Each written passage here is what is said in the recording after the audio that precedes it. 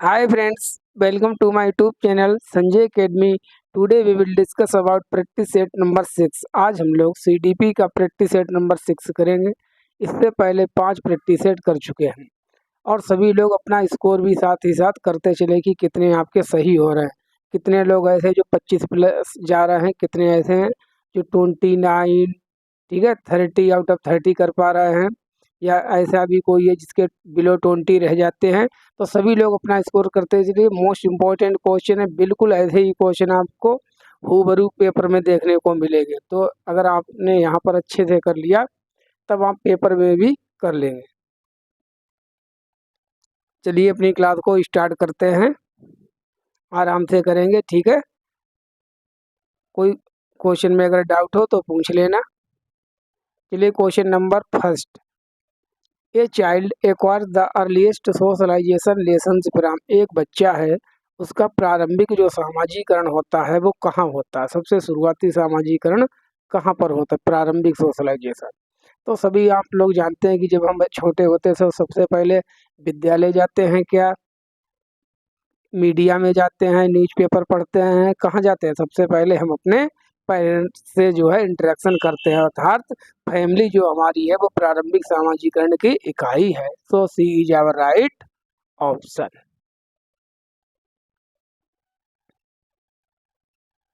Second question.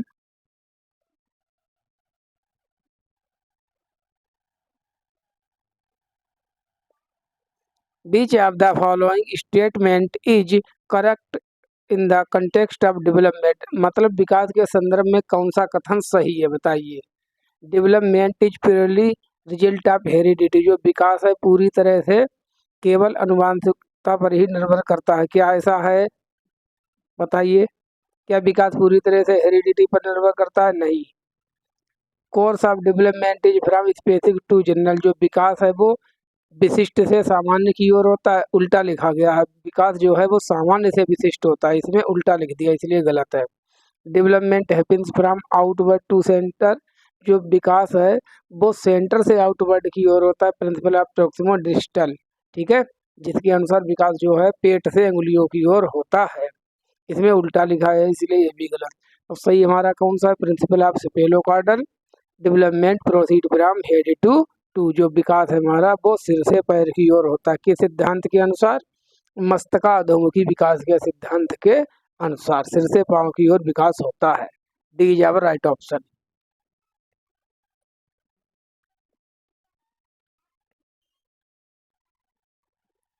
Which of the following is primary. देखिए socialization से भी खूब क्वेश्चन पूछे जाते। Primary socialization agency for children in primary grade. छोटे बच्चों के लिए जो है प्राथमिक संस्था सामाजिकरण की कौन सी होती? तो इसमें तो आंखें बंद करके आपको आंसर मार देना है, कुछ नहीं देखना। फैमिली। देखिए सबसे पहले प्राइमरी में दो ही चीज़ें आती हैं प्राथमिक सोशलाइजेशन में, फैमिली और पास पड़ोस। पास पड़ोस, पास पड़ोस कब होगा आंसर? जब फैमिली परिवार ना दिया हो तब। अब वैसे तो प्राथमिक में रहता है केवल फैमिली, लेकिन पास पड़ोस भी हो जाता है जब फैमिली ना दी हो तब। So A is our right option.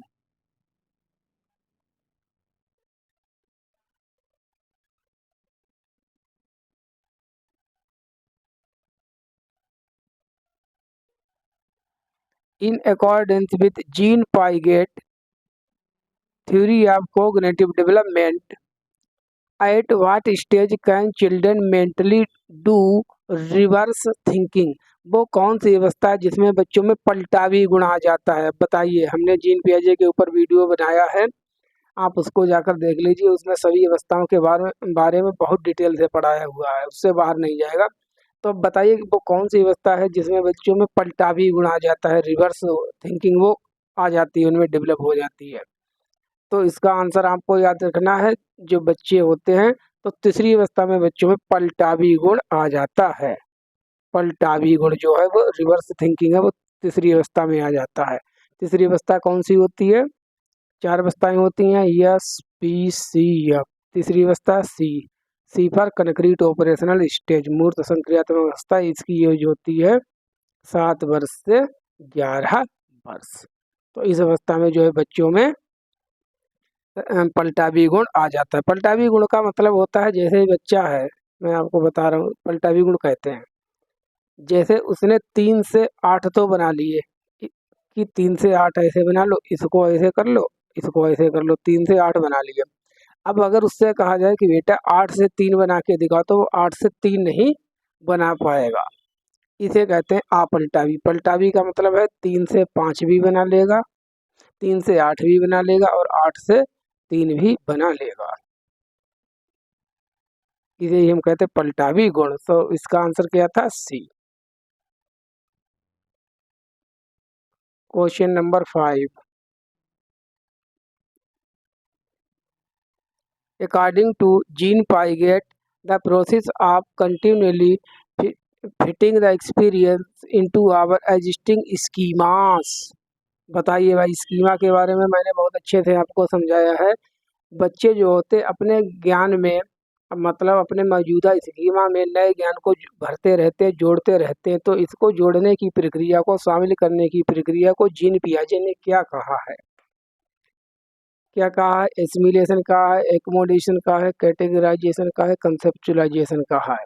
तो दो ही चीज़ें आपके माइंड में फंस रही होगी और इनकी समावेशन होगा कि आंसर समायोजन होगा, क्योंकि ये तो दो होते नहीं है। उन्होंने स्कीमा के लिए दो ही चीज़ें दी हैं, एसिमिलेशन, एकोमोडेशन। देखिए यहाँ पर क्वेश्चन में बात की है कि बच्चे इसको स्कीमा में अनुभवों को लगातार सम्मिलित करने की प्रक्रिया। अब ये नहीं कहा कि स्कीमा को वो चेंज नहीं कर रहे हैं, डायरेक्ट इन्फॉर्मेशन आई, अपने स्कीमा में ऐड कर ली। तब जब डायरेक्ट ऐड करते हैं, उसमें चेंज नहीं करते हैं पुराने वाले स्कीमा में, तब आंसर होता है एसिमिलेशन, आत्मसातकरण या समावेशन। अगर स्कीमा में, पुराने स्कीमा में चेंज करके नई इन्फॉर्मेशन ऐड करते, तब आंसर हमारा होता बी, एकोमोडेशन। इसमें सीधे स्कीमा में हम ऐड कर रहे हैं, इसलिए हमारा आंसर रहेगा A. A is our right option, assimilation.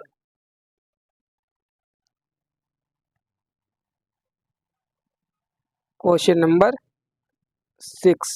Which of the following theory gives significant consideration to discussion and debate?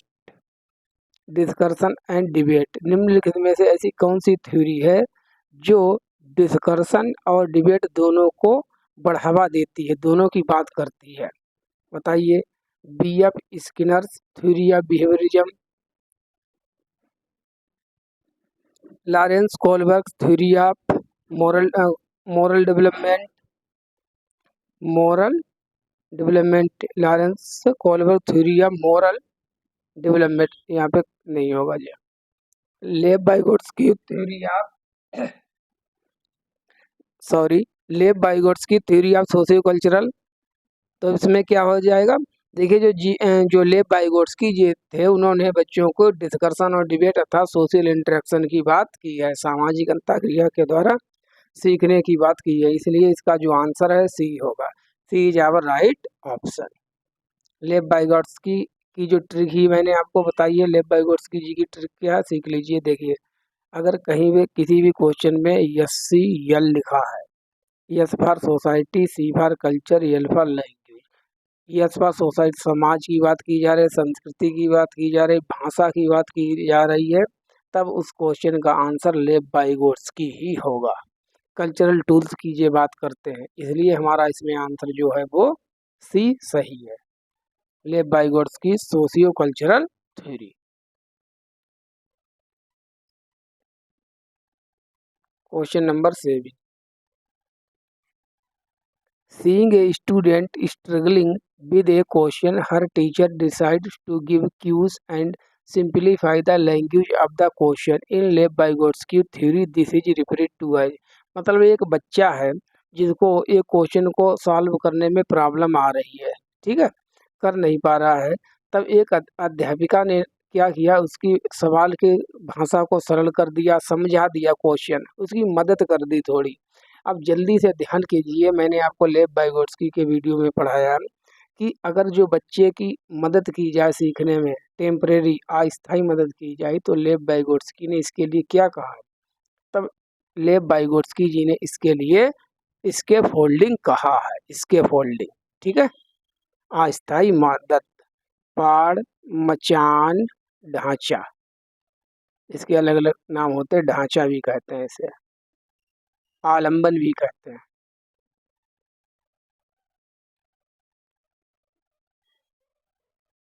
आलंबन, ठीक है।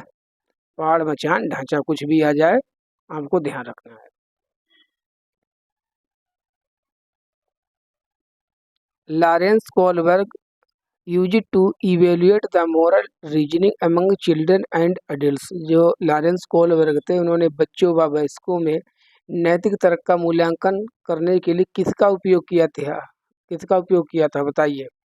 Hypothetical situations, paper pen test, क्या उन्होंने पेपर लिखवा कर कोई टेस्ट कराया था, ड्राइंग्स बनवाई थी, या रिपोर्ट कार्ड? अगर किसी ने भी थोड़ा सा भी अगर समझ रखता होगा लॉरेंस कोलबर्ग की थ्योरी की, तो डायरेक्ट कहता बता देगा कि उन्होंने एक हाइपोथेटिकल सिचुएशन बच्चों को दी थी, जिसमें हिंज की उन्होंने कहानी सुनाई थी, हिंज और क्लारा की, कि हिंज अपनी बीवी को मरने देगा या बचाएगा।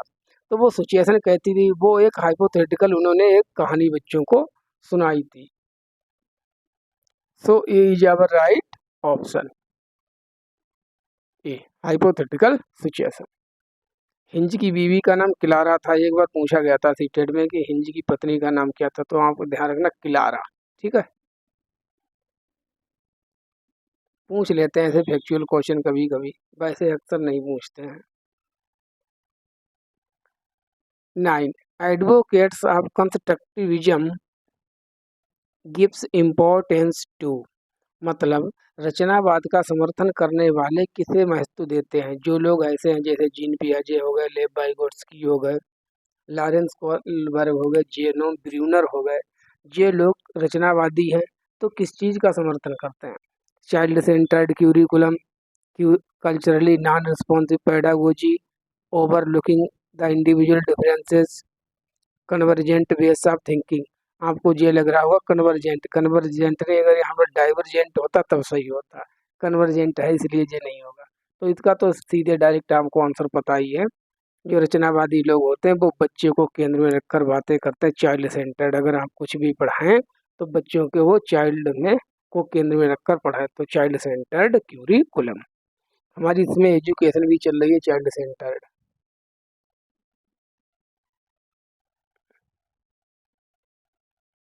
Question number 10,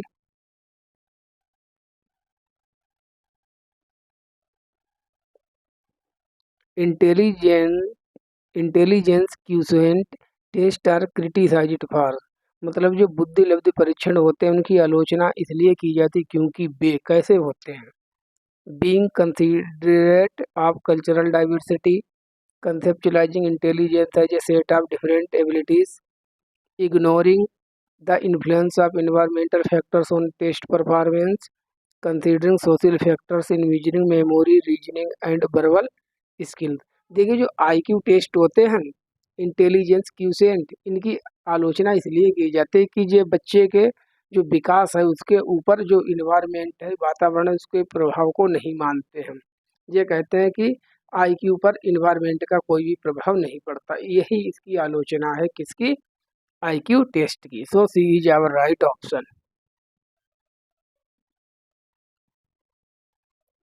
question number 11,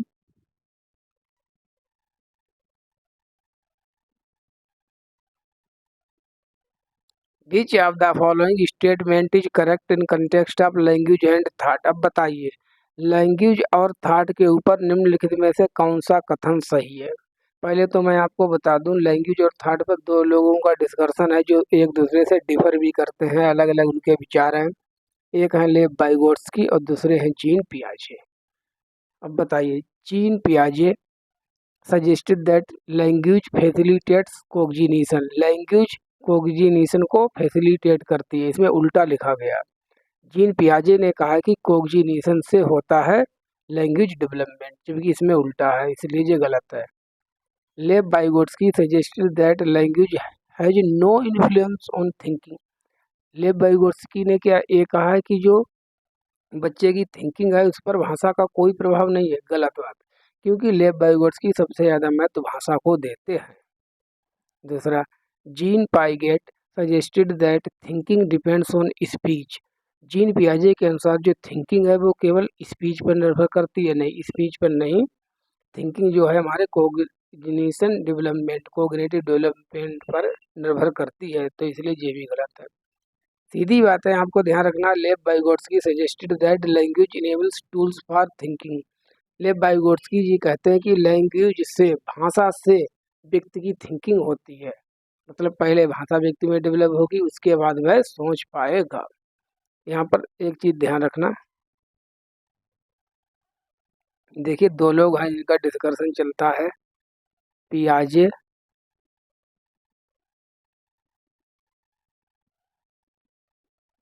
वाइगोट्स्की।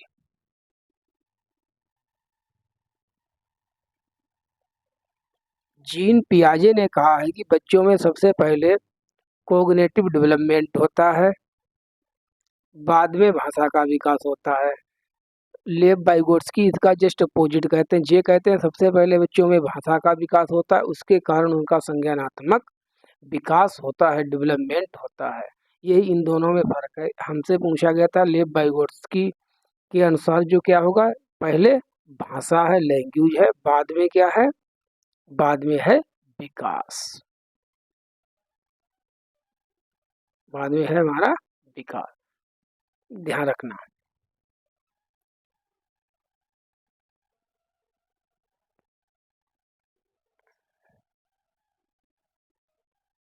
चलिए आगे चलते हैं। क्वेश्चन नंबर 12 बताइए, बहुत मोस्ट इम्पोर्टेंट है, हमेशा ये क्वेश्चन इससे आता ही है। Gender is dominantly a an construct, construct कैसा है, जेंडर कैसा होता है बताइए। मैंने आपको चीख चीख कर चिल्ला कर बहुत पढ़ाया है। What is difference between gender and sex. Sex और जेंडर में मैंने आपको बहुत बार डिफरेंस बताया, बताइए क्या होता है। देखिए, सेक्स इज ए बायोलॉजिकल, जो हमारा लिंग है वो जन्मजात होता है। जैसे अगर फीमेल मैं मेल हूँ, ठीक है, तो मैं जन्म से ही हूँ। अगर कोई फीमेल है तो वो भी जन्म से है। लेकिन जेंडर, अभी मेरा जेंडर क्या है, मैं एक एज ए टीचर आपको पढ़ा रहा हूँ, तो मेरा जो है जेंडर क्या है, टीचर। अगर कल को मैं एक अच्छा बावर्ची बन जाऊँ, खाना बना के खिलाने लगूँ, ठीक है, तब मेरा वहाँ पर जेंडर चेंज हो जाएगा, और मेरी जो बीवी है वो क्या करने लगे, वो टीचिंग करने लगे। तो क्या हुआ, हम लोगों का जो है जेंडर चेंज हो गया, सेक्स नहीं चेंज हुआ। पहले मान लीजिए मैं पढ़ा रहा था, मेरी बीवी खाना बना के मुझे खिला रही थी, ठीक है, हाउसवाइफ का रोल कर रही थी। अब वो पढ़ा रही है, मैं उसको खाना बना बना के खिला रहा हूँ, तो मेरा जेंडर चेंज हो गया हम दोनों लोगों का। But sex is not change, sex नहीं बदलता है। तो इसमें ज़्यादा बात नहीं करनी है, सीधी बात आपको रखनी है। Gender is a social construct, जो जेंडर है वो एक सामाजिक संरचना है। अगर सेक्स होता जेंडर की जगह, तब हमारा आंसर क्या होता, तब ए होता। So B is our right option.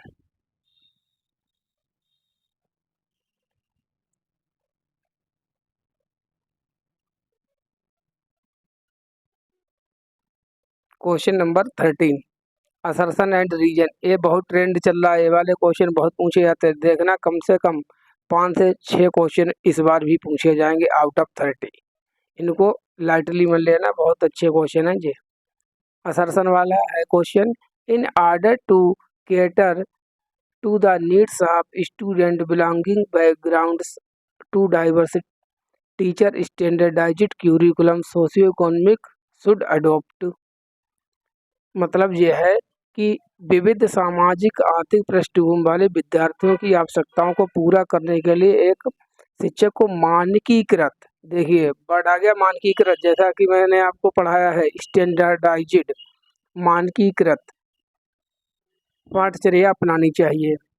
Reason क्या है, standardised curriculum take care of all kinds of individual. जो स्टैंडर्डाइज्ड क्यूरिकुलम होता है वो सभी प्रकार के बच्चों की परवाह करता है।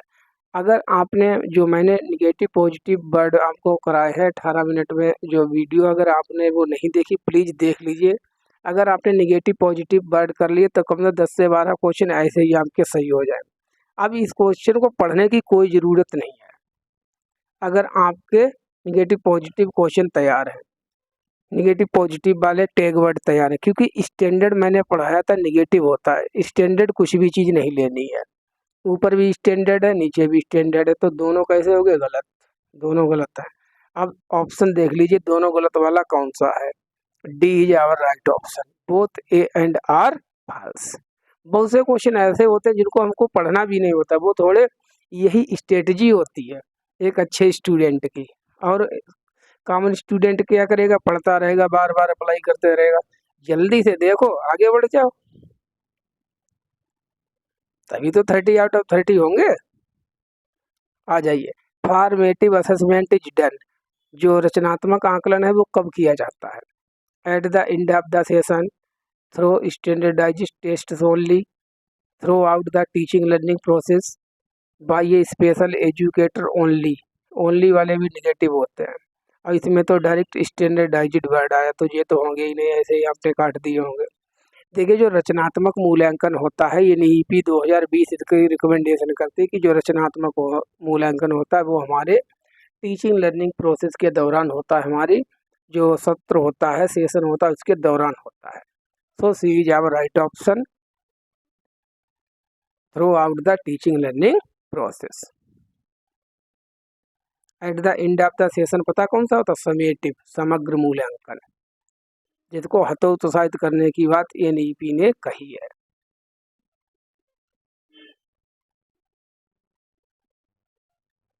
Question number 15,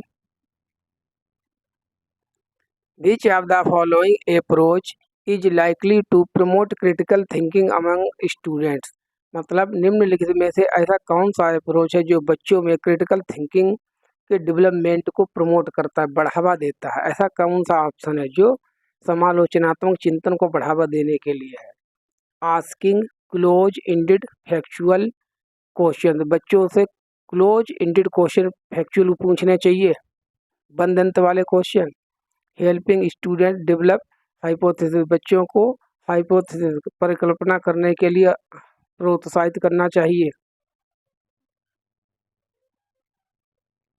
encouraging convergent thinking, बच्चों को कन्वर्जेंट थिंकिंग के लिए उत्साहित करना चाहिए। Teaching using text book only, केवल पुस्तक को पढ़ाना चाहिए, तो ये तो सभी ने कट ही कर दिया होगा, केवल पुस्तक हमको नहीं पढ़ानी है, इससे कोई भी क्रिटिकल थिंकिंग डेवलप नहीं होगी। देखिए, आप लोगों को मोस्टली लोगों को लग रहा होगा आंसर इसका सी, कि इसमें इनकरेजिंग कन्वर्जेंट थिंकिंग होगा, लेकिन ये नहीं होगा, क्योंकि कन्वर्जेंट है। अगर डाइवर्जेंट थिंकिंग होता तब वो सही होता है, ठीक है, डाइवर्जेंट, लेकिन इसमें उल्टा दिया है कन्वर्जेंट थिंकिंग। बच्चों की जो समालोचनात्मक चिंतन है वो कब विकसित होगा? जब वो अपने आप से तर्क वितर्क करेंगे और सोचेंगे किसी चीज पर। So B is our right option. Close ended question नहीं, ओपन इंडेड क्वेश्चन होते हैं, वो जो हमारे है समालोचनात्मक चिंतन उसको बढ़ावा देता है। अगर आपने अभी तक मैराथन क्लास नहीं की है सीडीपी की, तो मैराथन क्लास प्लीज कर लिए जाके, उसमें मैंने इसको अब बहुत अच्छे से पढ़ाया हुआ है। तब चलिए, B is our right option.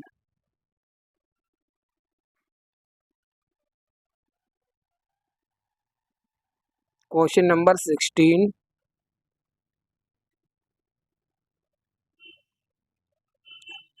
For successful inclusion of students belonging to scheduled tribe ST, it is important to. आपको मतलब जो अनुसूचित जनजाति के बच्चे हैं उनको क्लास में समावेशन करना है, समाहित करना है, तो इसके लिए आपको क्या करना चाहिए, क्या चीज़ महत्वपूर्ण है आपके लिए? Teach in the language preferred by the dominant group, प्रमुख समूह द्वारा पसंद की जाने वाली भाषा को पढ़ाया जाए। Ignore their cultural knowledge and experience, उनकी इग्नोर कर दें हम उनकी कल्चर को। इग्नोर आपको कुछ भी नहीं करना है, इग्नोर जो है वो नेगेटिव वर्ड है, तो इग्नोर वाला तो आंसर होगा ही नहीं कभी, अगर क्वेश्चन सकारात्मक है तब। सी में क्या है? Provide educational materials developed in their local language. अब जो हमारे आदिवासी बहन हैं, भाई बहन है, बच्चे हैं, उनके लिए उनकी भाषा में ही जो कंटेंट हम प्रोवाइड कराएं। अब हम उनको पढ़ा रहे हैं हिंदी, इंग्लिश, संस्कृत, उनको नहीं आती, उनको अपनी आदिवासी भाषाएं आती हैं, ठीक है, बोडो, डोंगरी, मैथिली वगैरह आती है, तो उनको भाषाएं सिखाइए ना, अंडमानी, निकोबारी, जिस भाषा में वो कंफर्टेबल है। So B is our right, C is our right option. Provide educational materials provided developed in their local language. So C is our right option.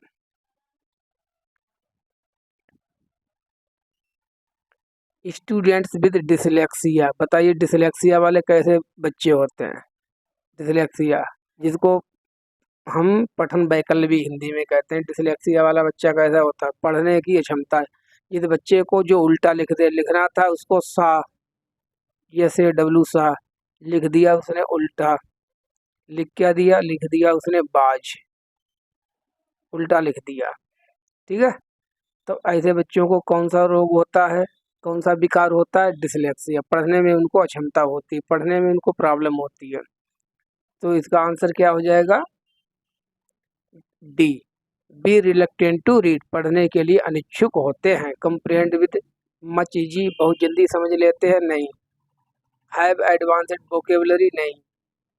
So eagerness to write long essays, लंबे निबंध लिखने के लिए बहुत उत्सुक होते हैं, अरे नहीं उनको तो प्रॉब्लम है पढ़ने में। So D is our right option.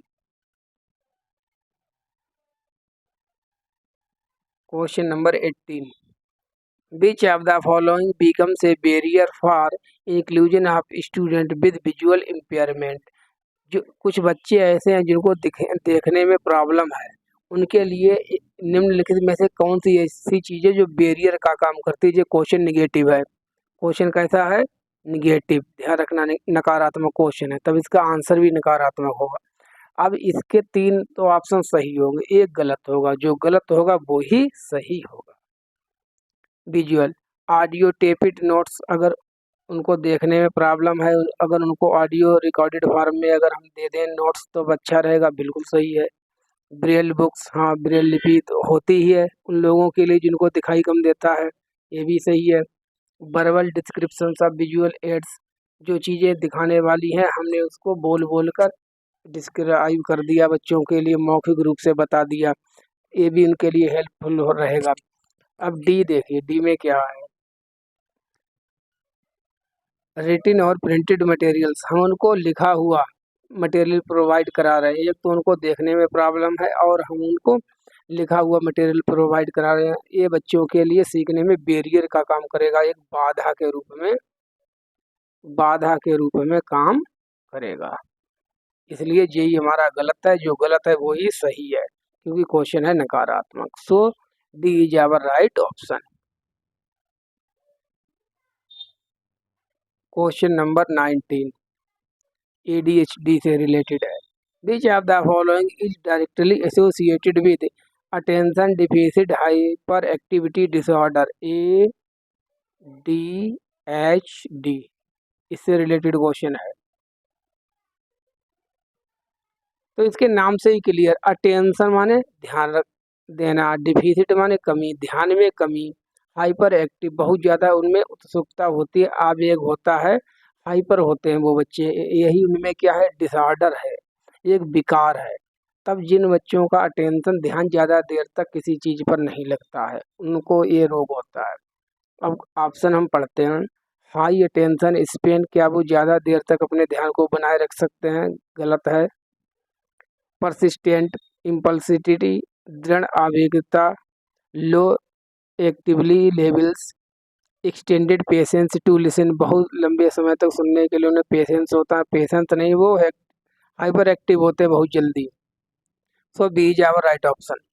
Persistent impulsivity, impulsivity का मतलब होता है आवेग, दृढ़ आवेगिता, बहुत उनमें आवेग होता है, जल्दी जल्दी सभी काम को करने की होती है और उनका ध्यान जो होता है बहुत कम टाइम तक ही किसी चीज़ पर फोकस हो पाता है।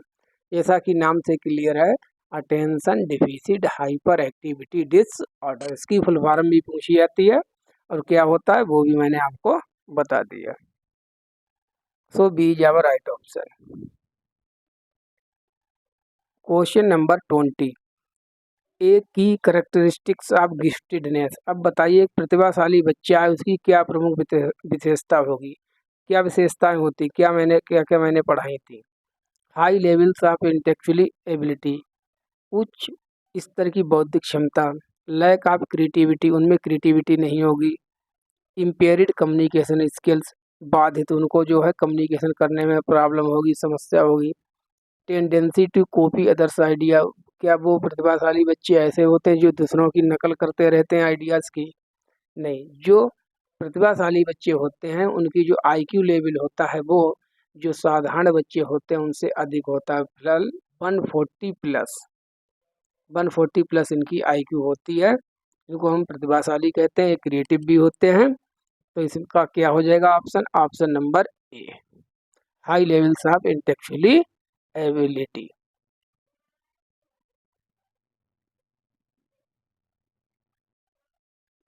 क्वेश्चन नंबर 21,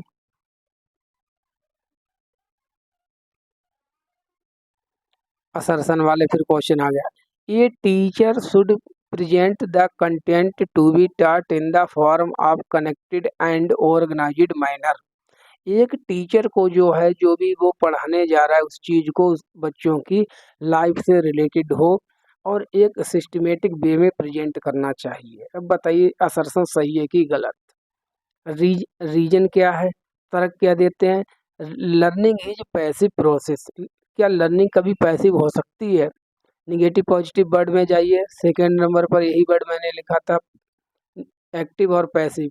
जो लर्निंग होती है, सीखना होता है, वो हमेशा एक्टिव होता है, पैसिव नहीं होता। ये निगेटिव है, इसलिए ये तो देखते खन गलत।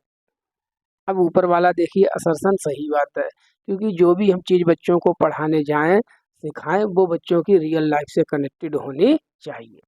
सो असर्शन तो हमारा ट्रू है, बट जो हमारा रीजन है वो गलत है। अब ऑप्शन देख लीजिए कौन सा होगा, A is true, R is false, C is our right option. Question number 22,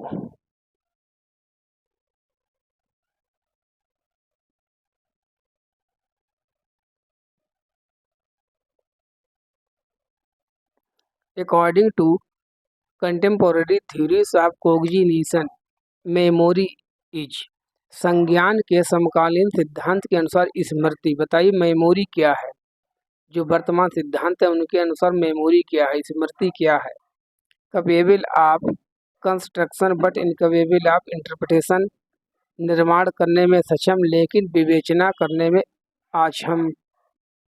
capable of construction as well as interpretation, निर्माण व विवेचना करने दोनों करने में सक्षम होती है। Capable of interpretation but not capable of construction, capable of neither construction nor interpretation. तो देखिए इस क्वेश्चन का मैं आपको आंसर बता रहा हूँ। वर्तमान समय में के अनुसार जो स्मृति है, हमारी जो मेमोरी है, स्मृति है, ये दो तरीके से काम करती है। So B is our right option. ये ज्ञान का निर्माण भी करने में सहायक और साथ ही साथ इंटरप्रिटेशन भी करती है, जो भी हमको याद है, जो भी हमको पता है, उसकी जो है विवेचना करने में, इंटरप्रिटेशन करने में भी मदद करती है। So B is our right option.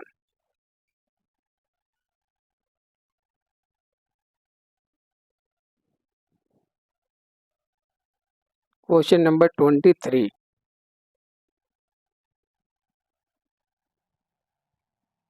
in order to promote construction of knowledge by learners, a school should promote pedagogies। शिक्षार्थियों द्वारा ज्ञान के निर्माण को बढ़ावा देने के लिए एक विद्यालय को प्रविधियों को बढ़ावा देना चाहिए। किस प्रकार की शिक्षण शास्त्रीय प्रविधियों को बढ़ावा देना चाहिए?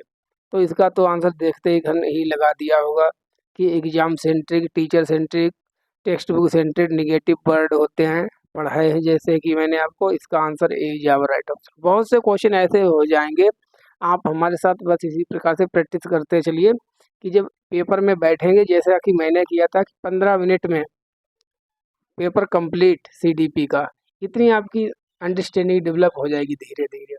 बहुत से ऐसे क्वेश्चन होंगे जिनको पढ़ना भी नहीं, सीधे ऑप्शन मारो, बस हल्की निगाह से देख लो, सरसरी निगाह से ऑप्शन सही कर दो।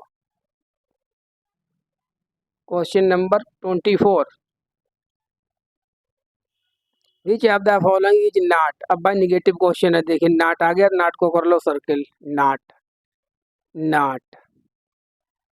विच of the following is not a part of universal design for learning guidelines. निम्नलिखित में से अधिगम दिशा निर्देशों के लिए कौन सा सार्वभौमिक अभिकल्प का हिस्सा नहीं है? मतलब तीन चीजें हैं, एक चीज नहीं है, जो नहीं है वो ही सही है, क्योंकि क्वेश्चन कैसा है, क्वेश्चन है negative. Multiple means of engagement, बच्चों का अनेक प्रकार से सहभागिता होनी चाहिए सीखने में, सही बात है। मल्टीपल मीन्स ऑफ डिस्क्रिमिनेशन, विविध प्रकार से डिस्क्रिमिनेशन का मतलब भेदभाव नहीं करना है, बिल्कुल नहीं। किसी भी आधार पर आप बच्चों से भेदभाव नहीं करेंगे, किसी भी ग्राउंड पर। No discrimination on the basis of लिंग, ठीक है, caste, gender, sex, anything. So B is our right option.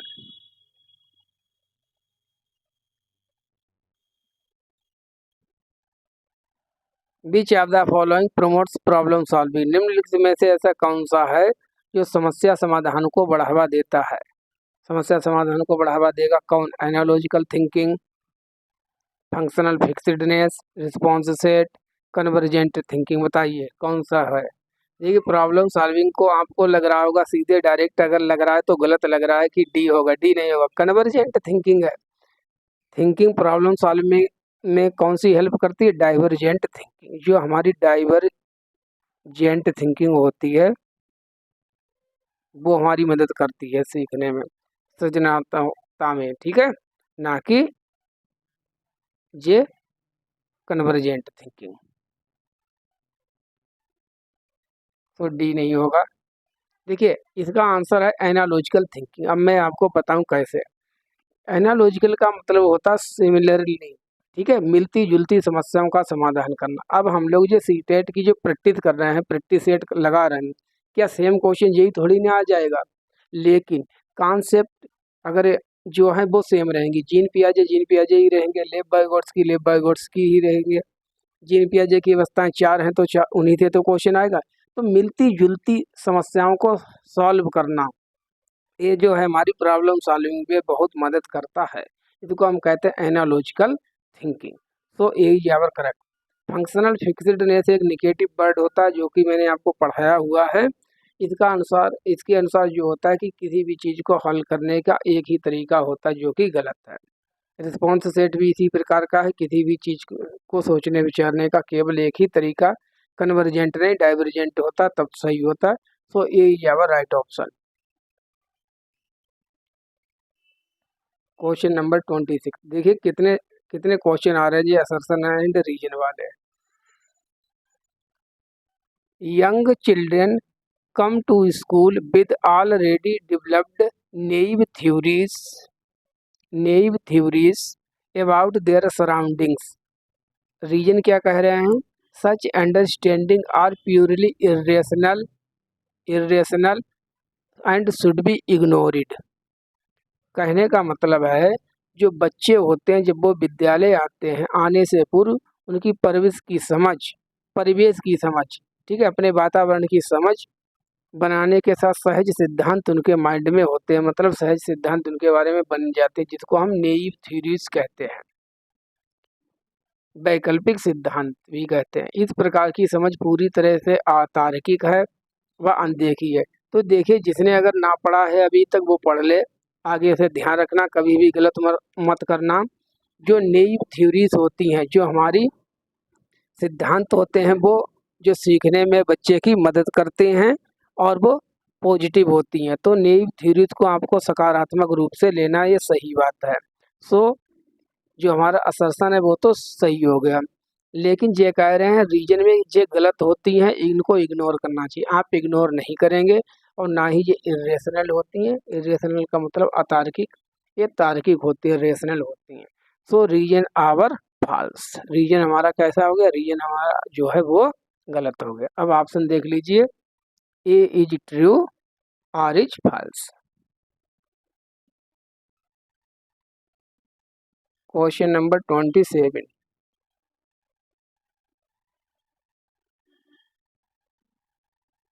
Which of the following statement about emotions is not correct. मतलब संवेग के बारे में कौन सा जो है वो सही नहीं है। नॉट वाला आ गया क्वेश्चन। नॉट वाले गलत होने की संभावना बहुत होती है, क्योंकि अगर नॉट ना देखो तब पूरा आंसर ही बदल जाएगा हमारा।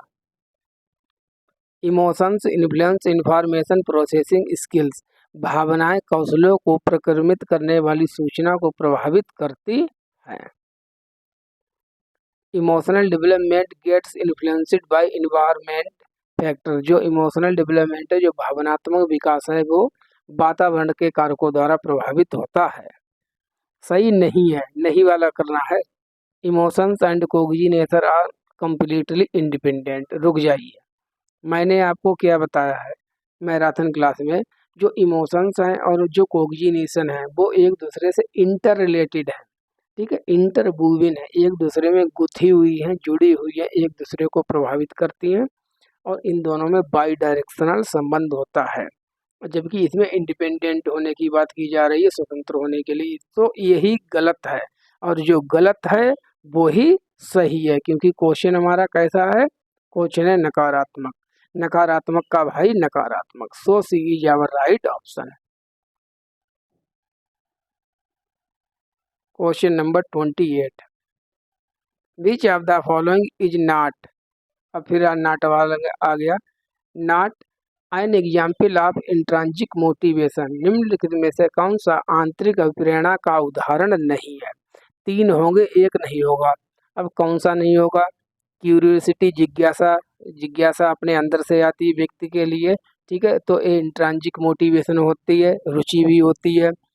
अर्ज फॉर क्लियरिटी, स्पष्टता के लिए, चाहत कोई चीज़ आपने पढ़ी और समझ में नहीं आई, तब आप चाह रहे कि टीचर जो है वो हमारी चीज़ को एक्सप्लेन कर दे, तब आपके अंदर क्या है, एक इंटरनल मोटिवेशन है। स्ट्राइविंग फॉर प्राइज, अगर आप पुरस्कार पाने के लिए कोई चीज़ कर रहे हैं, प्रयास कर रहे हैं, तब पुरस्कार क्या है, बाहर की चीज़ है, बाहर की चीज़ है तो बाहरी चीज़ है, तो बाहरी प्रेरणा के अंतर्गत आएगी। हमको बताना है इंट्रांजिक मोटिवेशन, आंतरिक प्रेरणा में कौन सी नहीं आएगी। सो डी नहीं आएगी। So D is our right option. Question number 29, learning is more effective if, जो सीखना है वो अधिक प्रभावी होता है जब content is related to real life experiences. बिल्कुल सही है, यही है, विषय वस्तु को वास्तविक जीवन के अनुभवों के साथ जोड़ा जाए। आगे पढ़ लेते हैं। Material is too abstract and complex, अगर जो हमारी पठन सामग्री है वो बहुत ज़्यादा कठिन है, अब्स्ट्रैक्ट है, अमूर्त चिंतन वाली है, तब हमारा सीखना अच्छा होगा नहीं, तब ज़्यादा अच्छा नहीं होगा। Content is delivered in disconnected chunks, अगर ज्ञान को टुकड़ों में दिया जाए तब हमारा सीखना अधिक अच्छा होगा नहीं, डिस्कनेक्टेड चंक्स में नहीं बल्कि कनेक्टेड चंक्स में दिया जाना चाहिए। ज्ञान जो है जुड़ा हुआ दिया जाना चाहिए। Previous knowledge is not activated, जो पूर्व ज्ञान है उससे संबंध स्थापित ना किया जाए, नहीं प्रीवियस नॉलेज से हमको बच्चों को जोड़कर पढ़ाना है। So A is our right option. Real life experience. Question number 30 last, to create a conducive learning environment a teacher should, एक पढ़ने के लिए, बच्चों के लिए अच्छा वातावरण बनाने के लिए एक शिक्षक को क्या करना चाहिए। यहाँ पे एज ए टीचर है, एक टीचर है, तब आप क्या करेंगे।